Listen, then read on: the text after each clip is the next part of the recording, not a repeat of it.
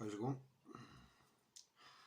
How's everybody doing there now? I'm going to put another wee flay together here. As I say, every day I put a few flays together for a few different people and myself. And if I get one, I'll put it on YouTube or Facebook or wherever it goes up. But this one is a simple little claret wet flay, a claret bumble. The hook on the base is a B175 size 10.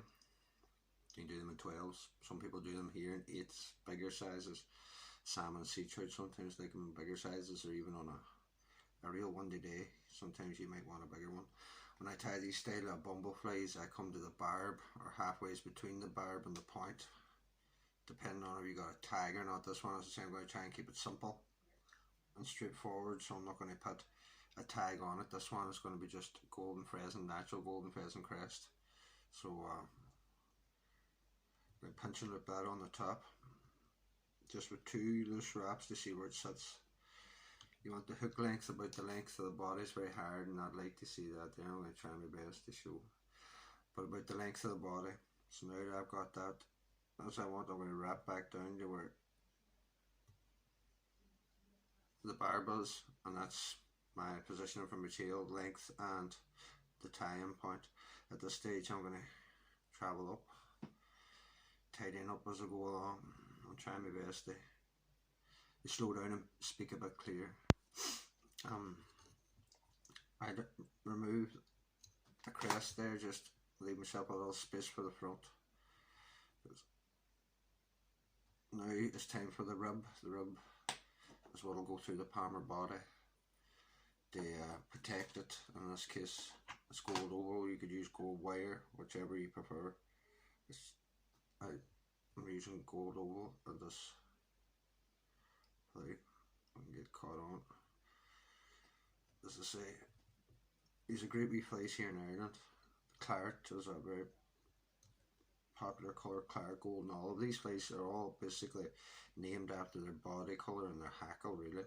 So this one's got a claret body and claret palmered hackle, so it's called a claret bumble. But the bumble would have a blue jay in front traditionally as the fly would be tied, but I use a lot of different substitutes now, and one of my favourites is a blue grizzle. I got a blue grizzle hen and they're in a nice light blue, so it'll suit this fly well. Now the body is seal's fur is what I prefer to use, but that's not whatever dubbing you like. It's not it doesn't have to be seal's fur. Like, it's not a be all and end all type thing.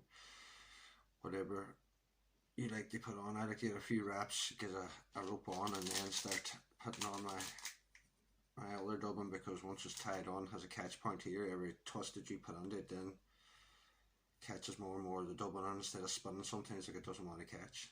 Now that should be enough for me to do my fly, so I'll come up now with this claret seals for body. Don't be worrying about fibres going over and being too shabby, because that's kind of the point of the dubbing, to work its way up through the palmer body and sort of give it a real webby look. Right, the next thing is on these, the traditional, again, as I say, I'm trying to keep this as simple and as quick and as easy for beginners more than anything. The traditional Irish claret bumble would have had 2 hackles for a palmer, would have had a claret and a black, but this works just as good. And for somebody just starting out, trying to tie 2 hackles on together and palmer it down the body can be a little bit fiddly. So again, before the video I should have got my hackle pliers sorted. Now I'm going to attach hackle pliers so you can see what I'm doing, but these cock necks are kind of slippy. I'm going to keep slipping around. I'm going to go back to my hands, but I'll try my best to do it with a hackle pliers so you can see what I'm doing. So when I go around, try not to make it like roll too far forward, too far back. Go around once, twice, 3 times with the head. See, this twisted over on me, so once, twice, and then I start coming down the body. As I say, if they're all sitting everywhere at the front, it doesn't matter. At this point you can tidy it up afterwards. Come around my rib on the last turn, catch, and once I catch it I just like get this out of the way. Some people don't, but bring your rub up through. Don't worry about catching too many of the fibres and you'll fix this.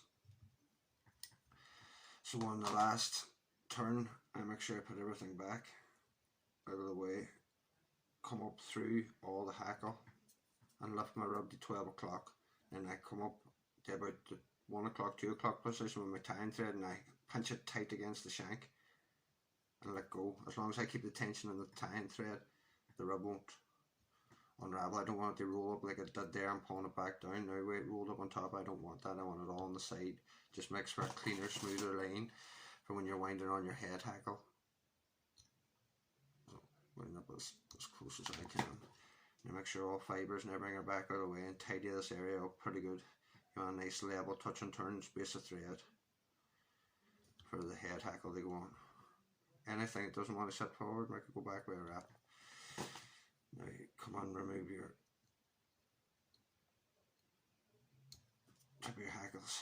Keep your scissor point closed too when you go on, and then open them or you'll cut a bunch of your fibres that you don't want to cut off. Right, the next one is a grizzle hen saddle, blue, light blue.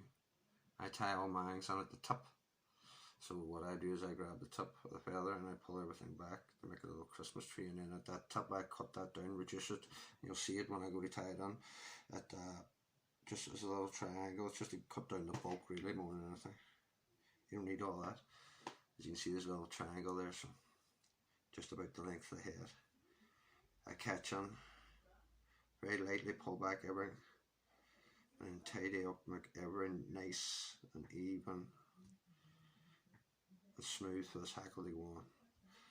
Now this saddle hackle's long enough that I can use my hands and not block the vision, because I don't really like using hackle picks.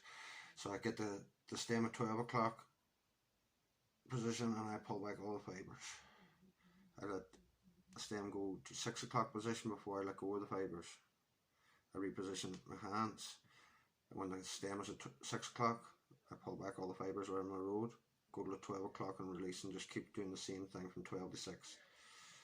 And this should keep all the hackles back out of the road and give you a nice, or an easier time winding on. It's not always. Now this hackle I've got here is a nice, very, very thickly fibred one. So I'm going to actually strip off the fibres I don't need on that side, because it's getting a bit heavy here already for me. And that's personal preference. If you want to get a much thicker head, you could have kept those fibres on, but it's getting thick enough, and I want the longer fibres at the end too to be just a touch longer than the palmer, so I want to go a little bit further down. This one is not playing ball, remove it. Just keep pulling the fibres back. At 6 o'clock, take the stem over, release, and so on and so forth. You get up to the end here.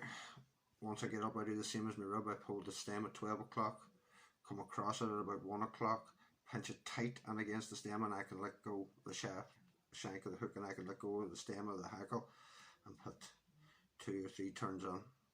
Good thing about this hackle is it's a saddle and it's nice and thin, so for a bit of extra security I can bend back the hackle and tie over it and just concentrate now on getting on a nice even head. You can bend and break that off or cut it, it's completely up to you. But that is a more simplified version of a Claret bumble. Hopefully the colours came through there. I'm just starting this before I go and invest a lot of money on cameras and stuff. I want to play around my phone, see what's the best light and everything else, but hopefully that will help somebody. As I say, the golden olive version is basically the same thing. You may put on an orange crest tail, golden olive seals for a golden olive palmer body, and a wee blue guinea fowl, blue jay, blue grizzle like here. Very, very good. As I say, I don't know how well the colours are going to come out there, but I hope that helps somebody. I'll see you next time.